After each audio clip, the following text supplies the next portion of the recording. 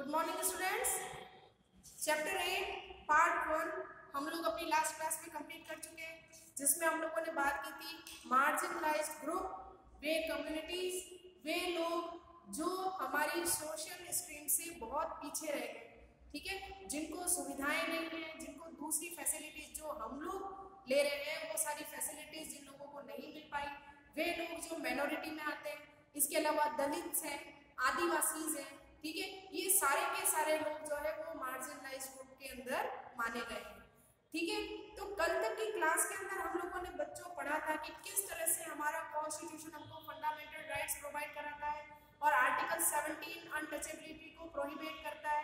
इसी के साथ में आर्टिकल 15 जो है वो इक्वालिटी की बात करता है कि we all are equal in the way of the law, कानून के आगे सबको बराबर माना गया है, क्योंकि सारे ही जो भी इंडियन सिटीजन्स हैं, हमारी कंट्री में रहने वाला हर एक इंसान जो है वो सारे के सारे लोग फंडामेंटल राइट्स जो है उनको कह सकते हैं कि इक्वली कॉन्स्टिट्यूशन हम सबको ट्रीट करता है, ठीक है। लेकिन इसके बावजूद भी हमारी कंट्री में कई सारे ऐसे कास्ट, कम्युनिटी, रिलीजन को लेकर डिस्क्रिमिनेशन देखे जाते हैं, जिसमें हम लोग देखते हैं कि कई बार कास्ट को लेकर अपोजिशंस आते हैं, कई बार रिलीजन को लेकर आते हैं, कई बार माइनॉरिटीज को लेकर आते हैं, कई बार हम लोग देखते हैं कुछ लोगों को हमने अनटचेबल मान लिया है, कुछ लोगों को दलित नाम दे दिया गया है ना, और कुछ लोग जो है वो आदिवासी हो गए, ठीक है। तो इस तरह से ये वे लोग हैं जिनको फंडामेंटल राइट्स नहीं मिल पा रहे, जिनके साथ में इक्वल ट्रीट नहीं किया जा रहा, जिनको बराबरी के अधिकार नहीं मिल रहे, ठीक है।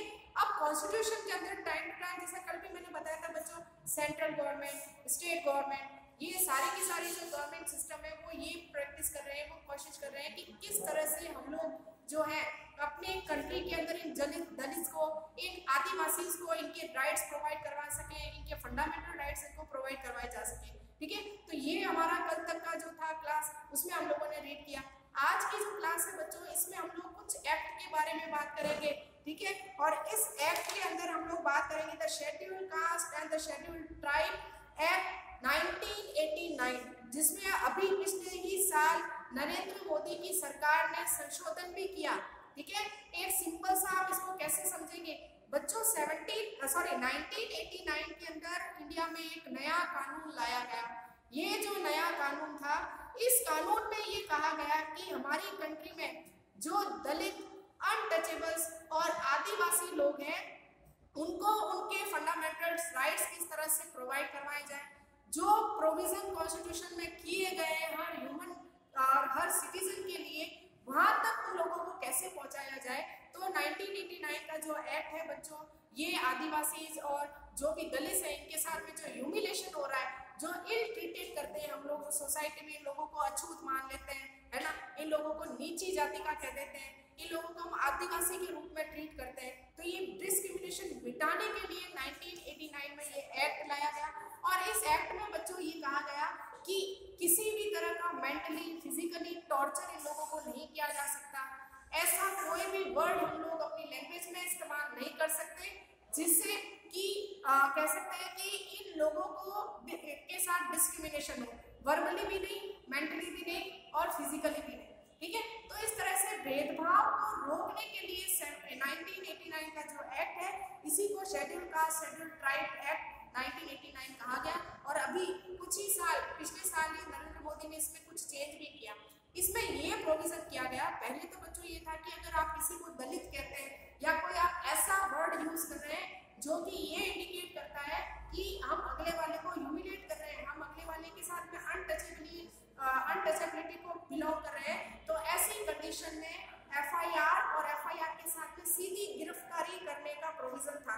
मतलब यहाँ पर आपका केस नहीं लड़ा जा सकता, आपको सीधी सजा सुनाई जाएगी, किसी तरह की इन्वेस्टिगेशन नहीं होगी, आपने अपने बंदे के साथ में अगर ऐसा ट्रीट किया है, नहीं किया है, ये सारा चीज नहीं देखी जाएगी, ठीक है। तो इस तरह से हमारे कॉन्स्टिट्यूशन में कई सारे प्रोविजन किए जाते हैं जो ये शो करते हैं कि हमारा कॉन्स्टिट्यूशन फंडामेंटल राइट्स को लेकर कितना अवेयर है, और साथ में अनटचेबिलिटी और ट्राइबल्स और दलित्स जो है जिनके साथ में हम लोग समाज में रहते हुए भी बहुत ही बुरा बिहेव करते हैं, इल ट्रीट करते हैं, है ना, इस इल ट्रीटमेंट को कैसे रोका जाए, किस तरह से सोसाइटी के कुछ लोग जो है वो इन दलित लोगों को इनके राइट से रोकते हैं, जैसा कल हमने बात की थी। और आपके स्कूल की इस बुक के अंदर एक स्टोरी भी है, ठीक है, जिसमें ये दलित और आदिवासी लोग माने जाने वाले लोगों को पब्लिक प्लेस पर को यूज करने का हक नहीं होता।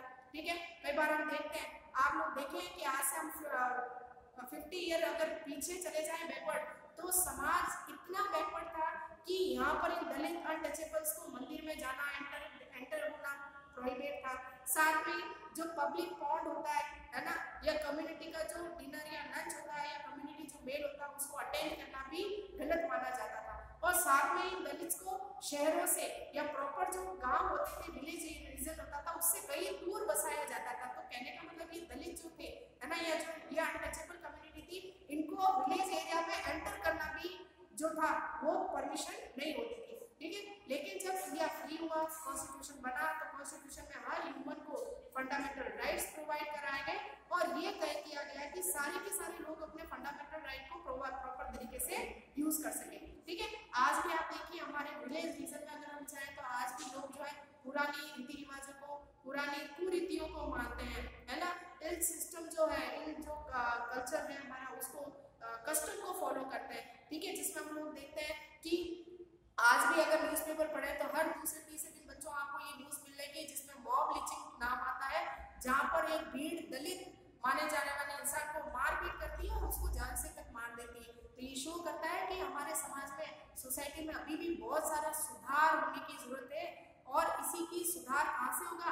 हम लोगों से ही शुरू होगा, जब हम हर किसी को अपने बराबर ट्रीट करेंगे। जब तक हम लोग सब सारे लोगों को बराबर ट्रीट नहीं करेंगे, तब तक ये अनटचेबिलिटी, ये दलित, ये आदिवासी वर्ग जो है हमारी सोसाइटी से हमेशा जुड़े रहेंगे।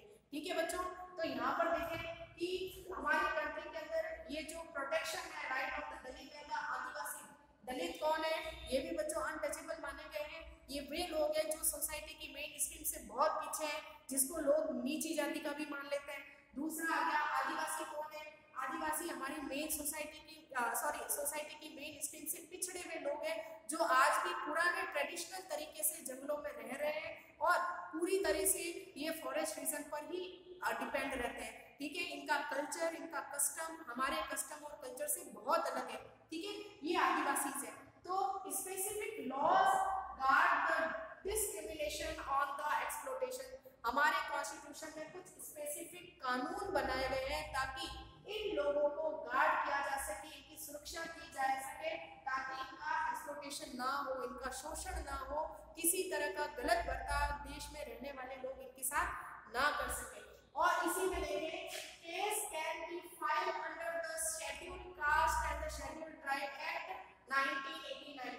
और इसी में हमारे कॉन्स्टिट्यूशन में ये प्रोविजन किया गया है कि अगर हम किसी के साथ में दलित या आदिवासी या अनटचेबल्स के साथ किसी तरह का इल ट्रीट करते हैं, गलत व्यवहार करते हैं, तो एक्ट 1989 के अकॉर्डिंग उस पर्सन पर केस फाइल हो सकता है। और केस फाइल होने के साथ में ही बिना किसी वकील दलील के आपको अरेस्ट किया जाएगा और आपको पनिशमेंट सुना दी जाएगी, ये प्रोविजन कहता है। ठीक है, दूसरा है government take an action against the treatment and the humiliation.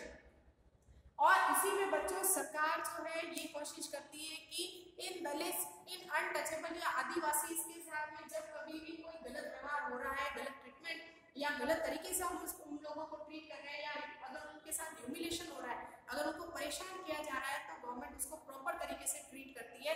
उस मैटर को बहुत ही सीरियसली लिया जाता है, स्ट्रिक्ट लॉज बनाए जाते हैं और बहुत ही स्ट्रिक्ट फैसला डिसीजन गवर्नमेंट सुनाती है। ठीक है, इसी के साथ देखें 1970s एंड 80s। अब यहाँ पर ये एक्ट क्यों बनाया गया बच्चों? 1989 के अंदर ये शेड्यूल्ड ट्राइब शेड्यूल्ड कास्ट जो एक्ट है, ये कानून क्यों बनाया गया? तो इसके पीछे की जो कहानी है 1970s 80 के बीच की कहानी है। ठीक है, Adivasi people organise themselves for the equal rights and land to be return to them. अब यहाँ पर 1970 से 1980 के बीच की बात, इंडिया के इंडिपेंडेंट के बाद में भी इन शेड्यूल्ड ट्राइब, शेड्यूल्ड कास्ट, आदिवासी लोगों के साथ में लोगों ने गलत व्यवहार कंटिन्यू रखा, जिसके कारण ये सारे लोग जो थे वे यूनाइटेड हुए और इन्होंने रिवॉल्यूशंस किए, है ना। और साथ में इन्होंने गवर्नमेंट के सामने डिमांड रखी कि इनको इक्वल राइट्स दिए जाए, जैसा फंडामेंटल राइट्स कंट्री का हर सिटीजन का राइट है ना। तो इनको इनके फंडामेंटल राइट्स लौटाए जाए, दिए जाए। और साथ में जो जमीन आदिवासी जो है इसे इनकी जमीनें जो थी वो छीन ली गई थी।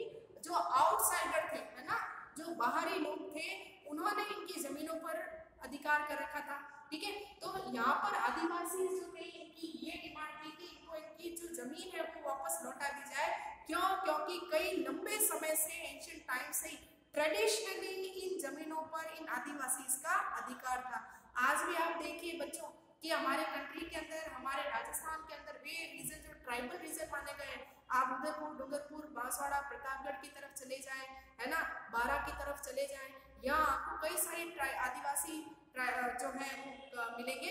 और आज भी ट्रेडिशनल तरीके से इन जंगलों के अंदर, फॉरेस्ट रीजन के अंदर रहते हैं और एक ट्रेडिशनल तरीके से ही अपनी लाइफ को बिता रहे हैं। ठीक है, तो इस तरह से अपनी जमीन की इन्होंने वापस डिमांड की कि इनकी जो जमीन इनसे छीनी गई है वो इनको दिलाई जाए और साथ में इक्वल राइट्स दिए जाए, फंडामेंटल राइट्स उनको भी प्रोवाइड होने चाहिए। ठीक है, तो इसी को ध्यान में रखते हुए गवर्नमेंट ने 1989 के अंदर ये schedule tribe schedule caste act पास किया, जिसमें अगर हम किसी के साथ में मेंटली या फिजिकली किसी भी पर्सन को अनटचेबिलिटी, दलित या आदिवासी को अगर गलत ह्यूमिलेट करते हैं या इल ट्रीट करते हैं तो सीधा केस बनता है और उसके बाद में हमको पनिशमेंट हो सकती है। तो कॉन्स्टिट्यूशन जो है वो इक्वालिटी को फॉलो करता है। दूसरी चीज है, this act describe the terrible crime act the show the several levels of the crime. और इस एक्ट के अंदर कई सारे टेरिबल क्राइम्स के बारे में बताया गया है कि कौन कौन से अपराध हैं जो, या कौन कौन से जुर्म है या अपराध है जो 1989 के एक्ट के तहत आते हैं। अगर आप किसी को इस तरीके की लैंग्वेज यूज कर रहे हो जो उसको अनटचेबल या दलित शो कर रहा है, या आप किसी के साथ में फिजिकली गलत तरीके से मारपीट कर रहे हो, है ना, और ह्यूमिलिएट कर रहे हो, उसको शोषण कर रहे हो, उसका गलत इल ट्रीट कर रहे हो, तो ऐसे कंडीशन में इन क्राइम्स के लिए अलग अलग तरीके से कानून को डिस्क्राइब किया गया है और साथ में the several level of the crime, और अलग अलग लेवल पर किस तरह से हमारी कंट्री में लोगों के साथ में गलत व्यवहार हो रहा है उसको शो किया गया है। तो बच्चों ये पूरा जो एक डिटेल है ये शो करता है कि हमारी कंट्री के अंदर आज फंडामेंटल राइट कॉन्स्टिट्यूशन में प्रोवाइड तो करवा दिए गए हैं, लेकिन आज भी हमारी सोसाइटी उस मेंटेलिटी से बाहर नहीं आ पाई जहाँ पर अनटचेबिलिटी, दलित, आदिवासी, SC, ST, OBC जैसे सेक्शन सबको कम्युनिटी में बनाने पड़ रहे हैं। ठीक है, तो यहाँ पर जरूरत है कि हमें अपनी सोसाइटी में अवेयर रहना पड़ेगा कि वी ऑल आर ह्यूमन, हम सब इंसान हैं और इंसान होने के नाते हम सब इक्वल हैं। ठीक है, ये कास्ट, रिलीजन, सोसाइटी, ये सारा कुछ इंसानों का ही कह सकते हैं कि हम लोगों की दिमाग की उपज है। तो जब तक हम लोग अपने आप में इम्प्रूवमेंट नहीं करेंगे, जब तक हम अपने आसपास के लोगों के साथ में इक्वल ट्रीट नहीं करेंगे, तब तक ये सारी चीजें सोसाइटी के अंदर हमेशा बनी रहेगी। तो बच्चों ये था आपका चैप्टर नंबर 8। इसमें आपको ध्यान रखना है ये जो एक्ट है 1989 का, और इसमें अलग अलग क्राइम्स को डिस्क्राइब किया गया है। ये अनटचेबल्स, आदिवासी, दलित के प्रोटेक्शन के लिए बनाया गया ये जो एक्ट है, जो कि फंडामेंटल राइट्स को सिक्योर करता है, एंश्योर करता है और इन लोगों को प्रोटेक्ट करने का काम करता है। तो बच्चों यहाँ पर ये चैप्टर 8 आपका होता है खत्म। कल फिर मिलेंगे नए सब्जेक्ट, नए टॉपिक के साथ। तब तक के लिए thank you and good bye.